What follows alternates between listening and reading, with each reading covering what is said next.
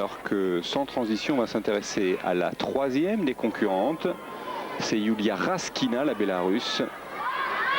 Quatrième des qualifications, mais elle aussi avait obtenu la note de 10. Et le problème, il est là, hein, c'est qu'il y a beaucoup d'égalité, beaucoup de notes parfaites. On est très très haut dans les classements. Et donc ça devient de plus en plus compliqué pour départager les concurrentes. C'est vrai que en fait, les gymnastes atteignent un tel niveau technique qu'elles n'arrivent plus à se départager. Et ce qui montre aussi la faiblesse du code de pointage, qui finalement n'arrive pas à les départager.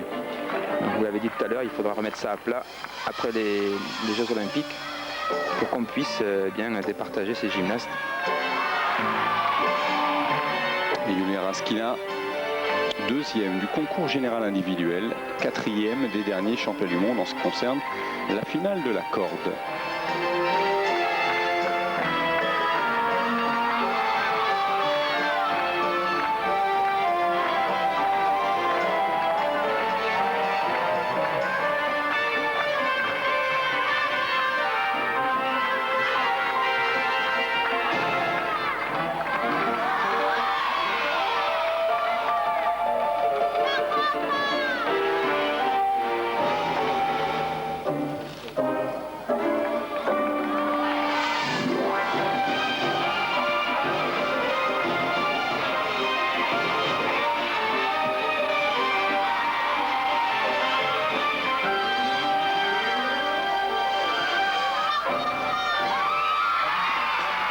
Belle prestation de la part de la Bélarusse Yulia Raskina, déjà médaillée d'argent lors du concours général individuel, qui aimerait bien monter sur le podium aussi lors de cette finale de la corde.